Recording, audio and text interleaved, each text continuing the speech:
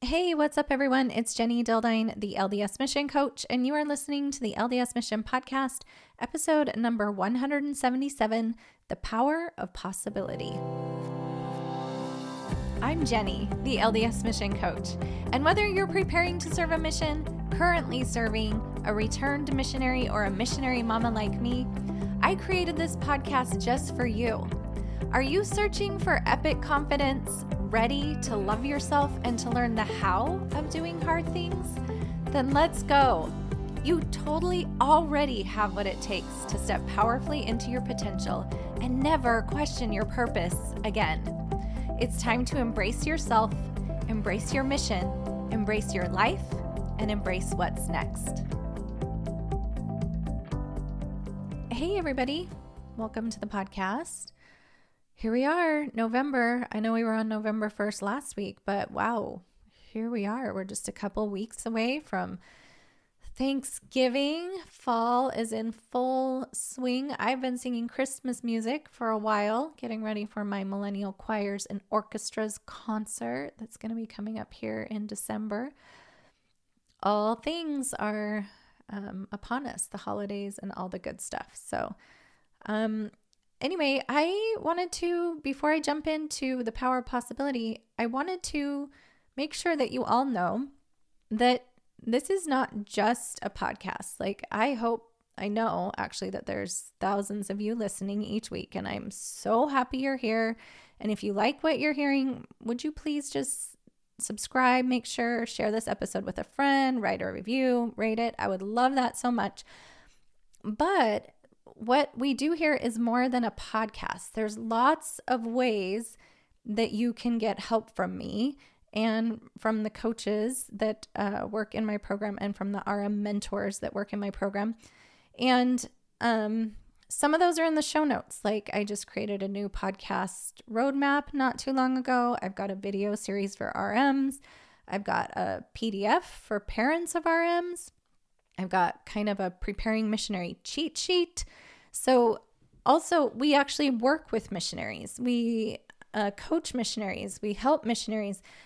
We help them work through challenging times. And so sometimes I just think that I want to remind you guys of that, because if you're finding this stuff helpful for you or as a missionary, know, like, we're always here to help. If you need more help, if you need to just send us an email, if you want more support, if you want more community, like, we're here for it. That's what we do. And we're trained to do it. And my programs have really changed the way missionaries in all different stages, and mission leaders, by the way, have changed the way that they've seen themselves, their role as a missionary, in good ways, by the way. Like, we quit thinking that we're terrible and we're never good enough. And also our relationship with God and the way that He sees us. We work on all of that stuff. So if you feel a little bit like you're drowning, whether you're post-mission, like, it just shouldn't have to be that hard to come home from your mission. And let's just hop on a call. Like, we can work through some things on a free strategy call. And if you want more help from there, it's totally available. And I would recommend return missionaries do this sooner rather than later, because there's no point like just thinking you're the worst and you were awesome on your mission and now you're the worst, right? Or I think it's super powerful and useful for you to figure out how to work through some of those things and not hold on to sort of those challenges for such a long time. So anyway, I just thought I'd put that out there as a reminder. Like, these are not just podcast episodes, although I hope those help you too, but we have way more resources. Just check the show notes if you want some additional help, or shoot me an email, jenny@jennydildine.com. And I'm here for it. I've had in my heart for a while this desire to help missionaries change the experience that they're having on the mission. Because if you're going to go and you're going to spend the time doing what you do on the mission, like, let's improve it. And that all comes from your own mindset and emotional well-being, by the way. It's all within your power and agency and influence. So, okay, today we're going to talk about the power of possibility. And this is kind of an idea I've been working on in my mind for the last couple of weeks. So I was working with a missionary in the field, and he was really feeling like, things were just not going well. He was having not awesome thoughts about himself. He started thinking it might be easier if he was home. And I ended up sharing an analogy with him that I'm going to kind of elaborate on in this podcast episode. And what I realized when I was talking to him, because I think he said something like, because we'd had like 2 sessions, and he's like, I understand what you're saying, but I don't know if that's possible for me to feel differently or to think differently about myself. And so I've had a few experiences with this, not only with clients, but with myself, as I've watched some things unfold, just like in my business and with opportunities that have come up that wouldn't have happened unless I thought it was a possibility. And here's the thing. Sometimes when I work with clients for the first time, they don't know if it's possible for them to change the way they see themselves or to change the way they feel. I actually just recently had a strategy call with another missionary serving in the States who just said, I'm just sad, and I don't even know if it's possible to change how I feel. Or another returned missionary, I don't even know if it's possible for me to find confidence again, or to forgive myself, or whatever it is.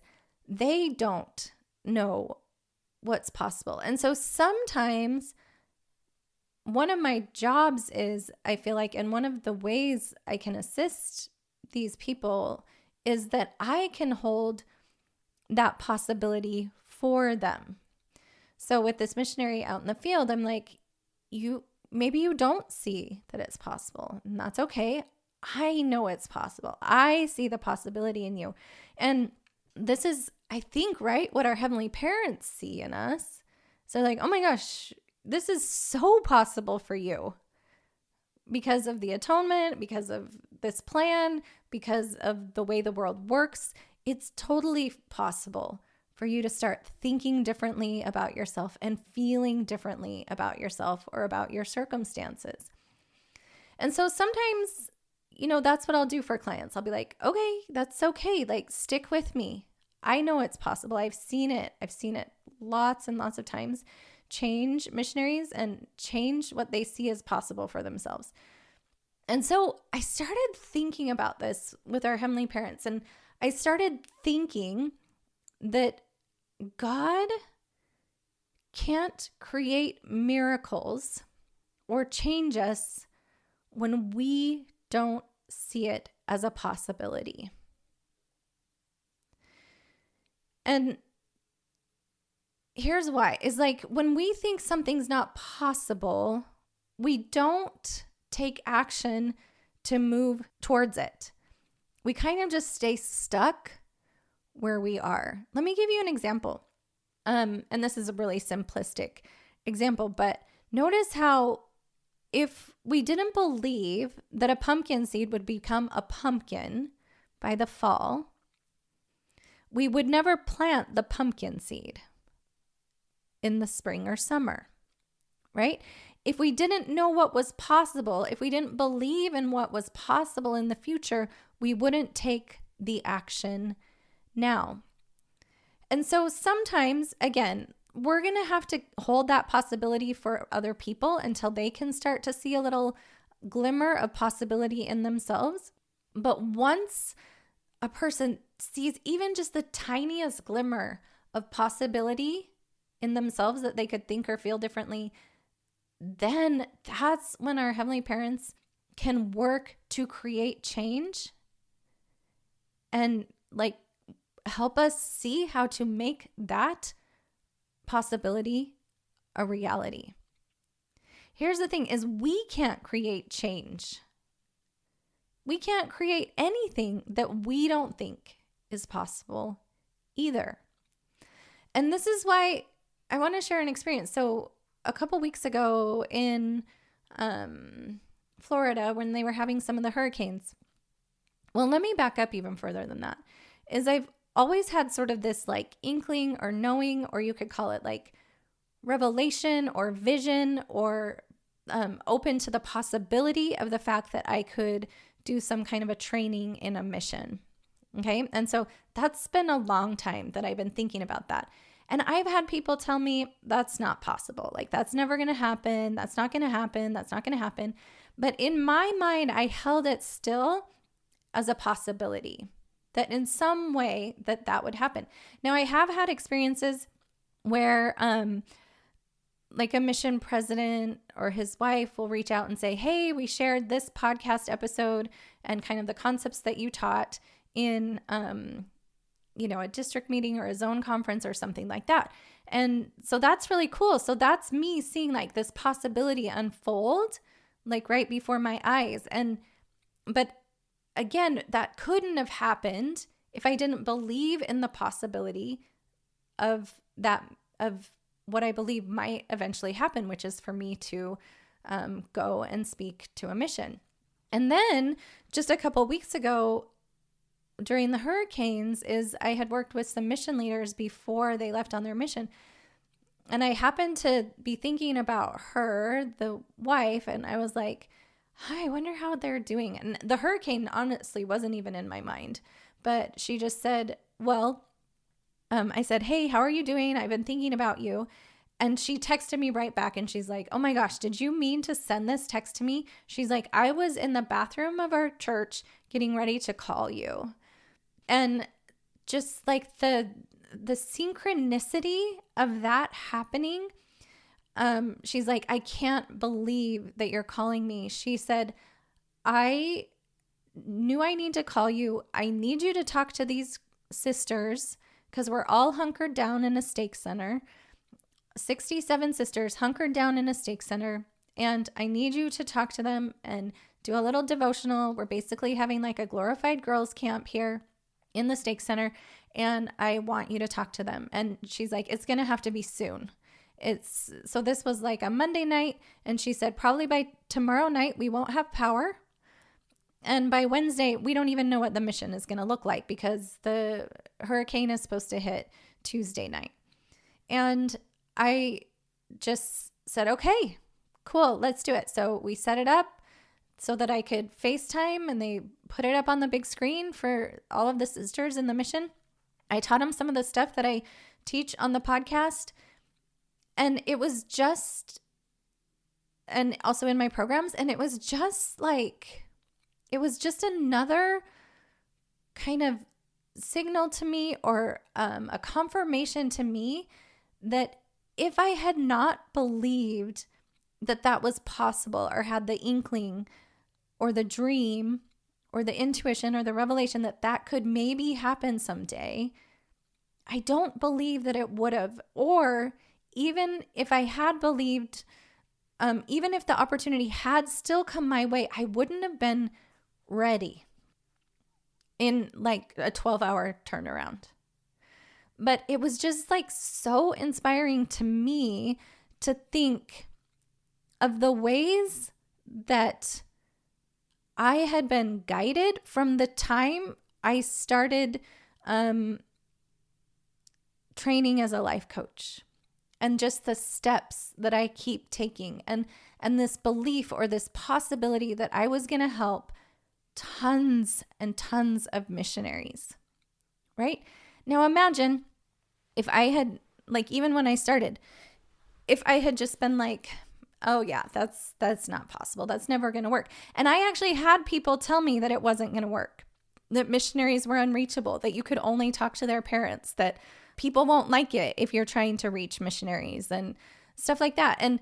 But in my mind, I I held on to the possibility that I'd have people message me and they'd say, you shouldn't be doing this. You shouldn't be helping missionaries in this way. And I was like, sorry, this is what I believe is possible. Maybe you don't see the possibility, but I do. And so this possibility that we can see in our future, these dreams guide us. And as long as we keep moving towards them, God can work in our lives. But he has to work within the framework of what we believe is possible. Now, this missionary that I've been working with, he, again, and it's usually around session 4 that they start to see the possibility for themselves, right? And same with return missionaries. They're like, oh, wait, I can think about myself differently. I can feel differently about myself. I can maybe exist in this environment and still be happy. I can come home from my mission and have as much confidence as I want.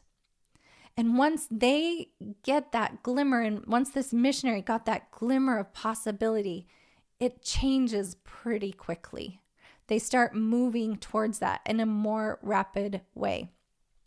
Now, I want to be careful here because sometimes, especially when we're talking about goals, miracles on the mission, things like that, I am not talking about seeing what's possible for someone else in a way to manipulate them or take away their agency. So, like maybe we can see the possibility that someone might want to join our church and get baptized, right?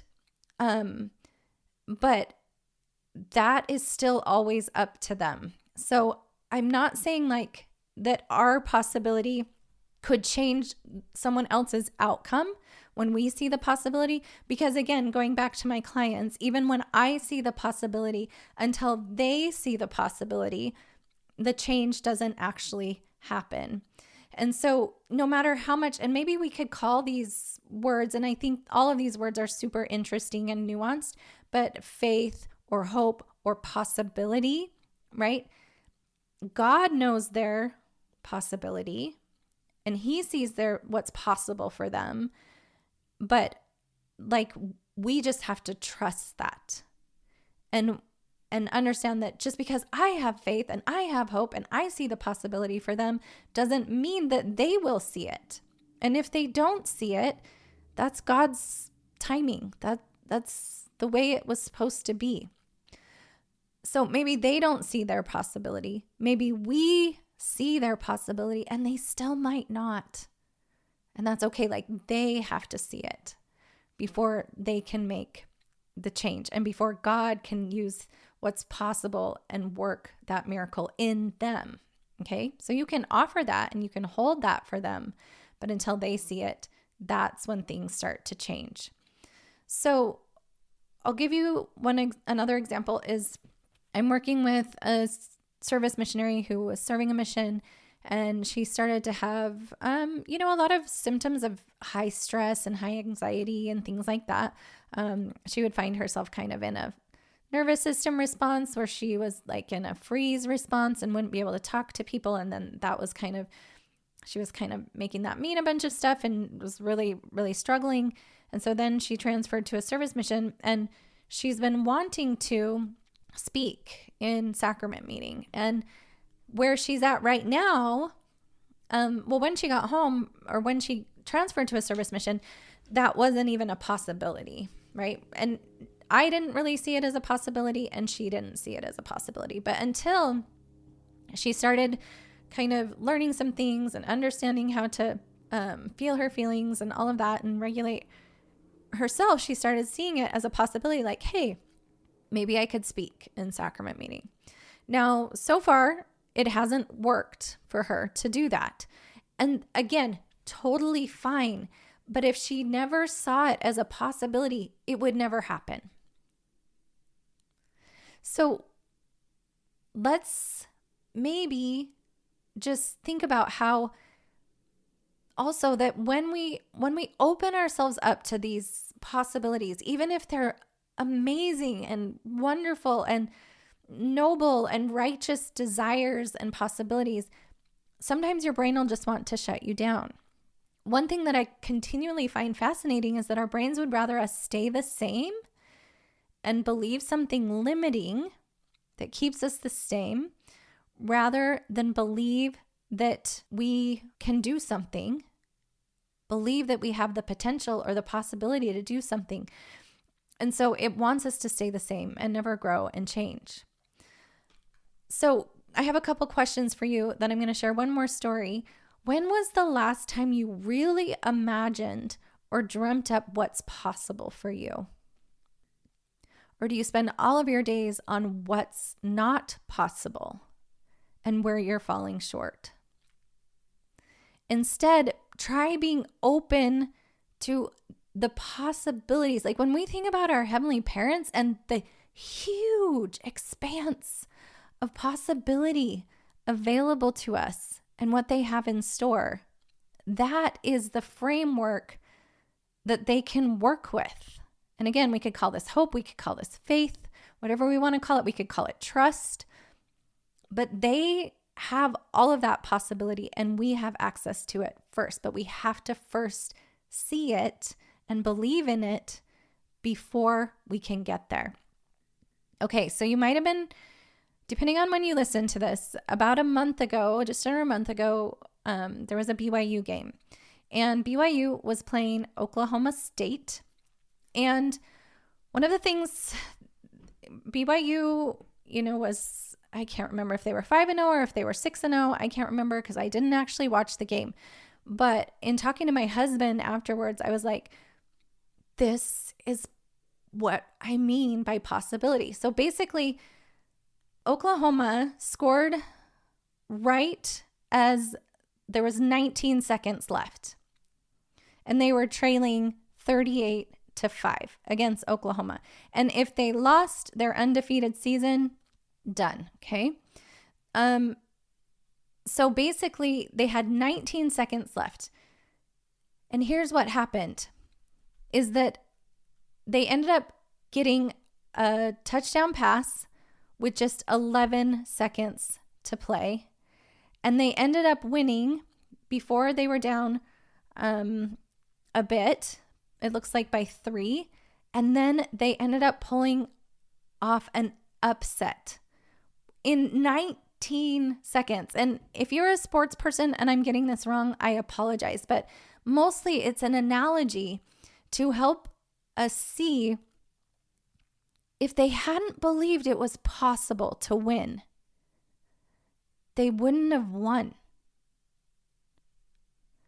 Like my husband and a couple of my sons and my brother-in-law, they have this group chat. And my husband told me, he's like, oh yeah, we were like, game's over. Too bad for them with 19 seconds left. There goes our perfect season. They didn't believe in possibility. Well, actually, one of my sons, my husband told me, he said, oh, there's still a chance. It's still possible, even with 19 seconds left. Turned out to be an amazing finish because the team, everyone on the team, the coach believed in what was possible. And then when we believe in what's possible, God can work within that. So I just want to read a couple of the quotes that I found online. One, the quarterback, they asked him, how does it feel to throw that game-winning touchdown pass to keep your team undefeated this season? He said, it's magical, spiritual. Jake Retzlaff. And he said, how can you not be romantic about this game with something like that? It's a special experience, man. And doing it at home makes it even more fun. It was just unbelievable. Man, that's something that's going to be talked about for a long time, especially in my household. And when he says words like magical, spiritual, unbelievable, that is possibility. I really feel like our heavenly parents want to use us and they see what's possible for us. They trust us to put amazing goodness into the world. They want us to. But that goodness often only comes out when we see the goodness as a possibility. So here's a scripture, Mark 9:23. Jesus said unto him, if thou canst believe, all things are possible to him that believeth. So see, we just stay open to all the possibilities, stay open to the idea that however flawed you think you are, that God still wants to use you. Stay open to the idea that he trusts you and he wants what you want. I know I'm holding that possibility for you here. I know they believe in you. So you totally can try believing in you too. Whatever you want that God has put in your heart as a possibility, like as something that you want to work towards, is possible with him. But you have to believe that it is first. Luke 1:37 says, for with God, nothing shall be impossible. Okay? So do some dreaming this week. Move towards possibility and create that possibility in your life for yourself. Okay, everyone have the most amazing week. We'll talk to you next time. Serving a mission for the Church of Jesus Christ of Latter-day Saints can present a unique set of challenges, and mindset and emotional well-being is more important than ever. So thanks for being a part of this community, where we share real-life mission stories, support each other through struggles, and keep creating the mission and post-mission experiences that we truly want. Don't forget to check out the show notes for additional resources and share this episode with someone that you think might need it. Thanks so much for being a part of my world, and know this, no matter which part of the mission experience you are involved in, Jenny, the LDS mission coach, is thinking about you every single day.